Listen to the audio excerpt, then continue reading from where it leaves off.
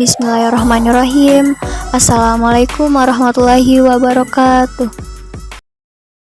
Perkenalkan, nama saya Arafatunisa dari kelas 1A, Prodi Komunikasi dan Penyiaran Islam, Fakultas Dakwah, mata kuliah Pancasila. Baik, di sini Arafa akan menganalisis tugas dari Bapak Fandi, yaitu terkait bagaimana Pancasila dalam arus sejarah bangsa Indonesia. Nah, di dalam Pancasila, dalam arus sejarah bangsa Indonesia ini dapat kita kategorikan dalam 4 konsep, yaitu yang pertama terkait dengan A. Menelusuri konsep dan organisasi Pancasila dalam arus sejarah bangsa Indonesia. 1. Periode pengusulan Pancasila. Jauh sebelum periode pengusulan Pancasila, cikal bakal munculnya ideologi bangsa itu diawali dengan lahirnya rasa nasionalisme yang menjadi pembuka ke pintu gerbang kemerdekaan bangsa Indonesia. Ahli sejarah Sartono Kartodiredjo, sebagaimana yang dikutip oleh Mohtar Pabotinggi dalam artikelnya yang berjudul Pancasila sebagai Modal Rasionalitas Politik, menenggarai bahwa benih nasionalisme sudah mulai tertanam kuat dalam gerakan Perhimpunan Indonesia yang sangat menekankan solidaritas dan kesatuan bangsa. Perhimpunan Indonesia menghimbau agar segenap suku bangsa bersatu teguh menghadapi penjajah dan keterjajahan. Kemudian disusul lahirnya Sumpah Pemuda 28 Oktober 1928 merupakan momen perumusan diri bagi bangsa Indonesia.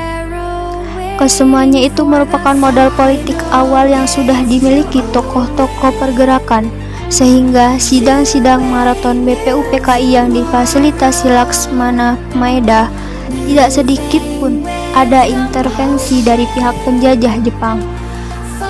Para peserta sidang BPUPKI ditunjukkan secara adil bukan hanya atas dasar konstituensi, melainkan juga atas dasar integritas dan rekaman jejak di dalam konstituensi masing-masing. Oleh karena itu, Pabotinggi menegaskan bahwa diktum Johann Stuart Mill atas Cass Sunstein tentang keniscayaan mengumpulkan the best means atau the best character yang dimiliki suatu bangsa, terutama di saat bangsa tersebut hendak membicarakan siapa sajakah tokoh-tokoh yang berbicara dalam sidang BPUPKI tersebut.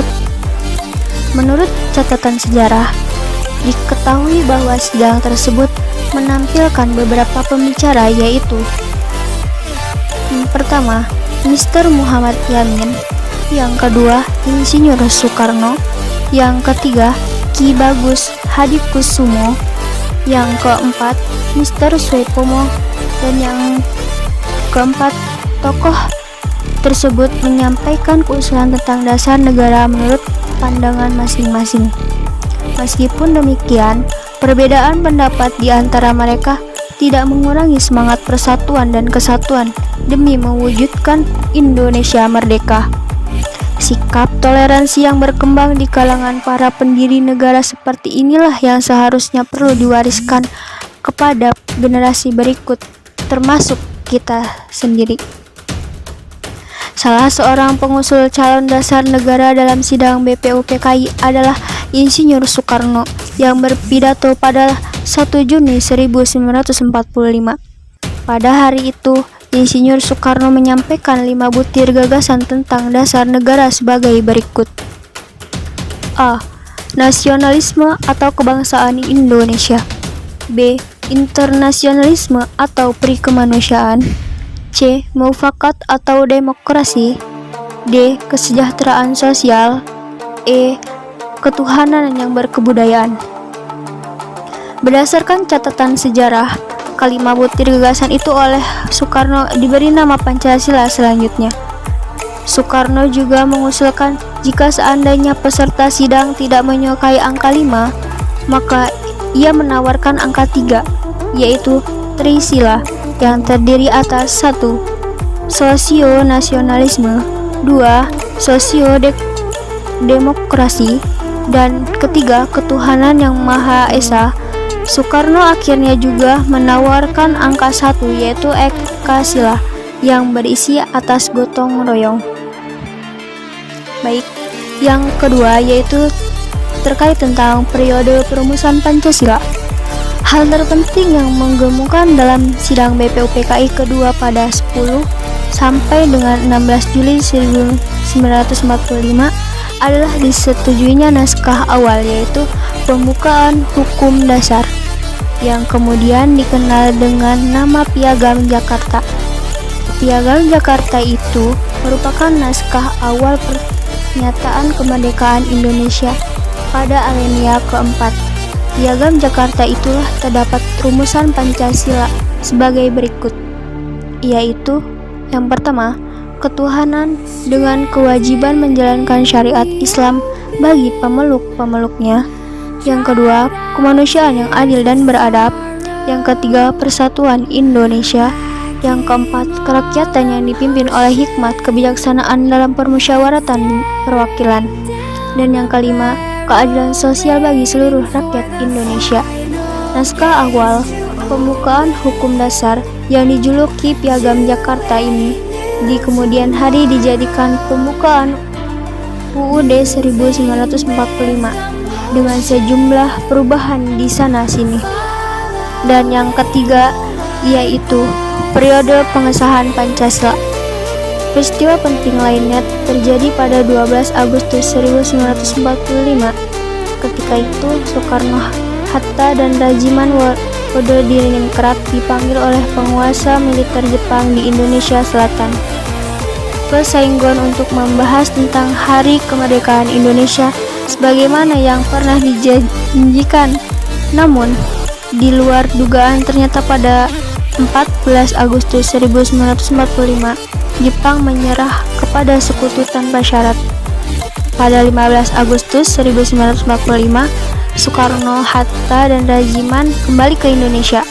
Kedatangan mereka disambut oleh para pemuda yang mendesak agar kemerdekaan bangsa Indonesia diproklamasikan secepatnya karena mereka tanggap terhadap perubahan situasi politik dunia dan masa itu.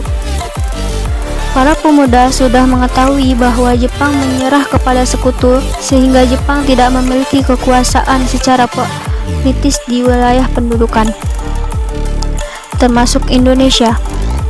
Perubahan situasi yang cepat itu menimbulkan kesalahpahaman antara kelompok pemuda dengan Soekarno dan kawan-kawan sehingga terjadilah penculikan atas diri Soekarno dan Muhammad Hatta ke Rengas Dengklok. Dalam istilah pemuda pada waktu itu, mengamankan tindakan pemuda itu berdasarkan keputusan rapat yang diadakan pada pukul 24 WIB menjelang 16 Agustus 1945 di Cikini No 71 Jakarta.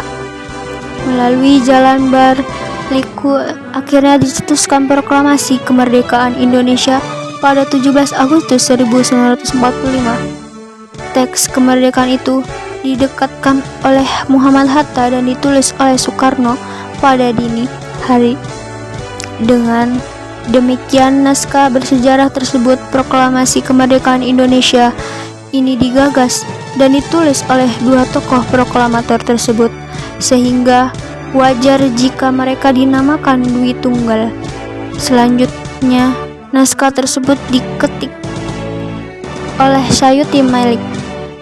Rencangan pernyataan kemerdekaan yang telah dipersiapkan oleh BPUPKI yang diberi nama Piagam Jakarta akhirnya tidak dibicarakan pada 17 Agustus 1945 karena di situasi politik yang memang sudah berubah.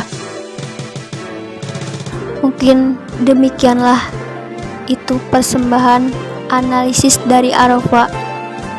Cukup sekian dan terima kasih. Wassalamualaikum warahmatullahi wabarakatuh.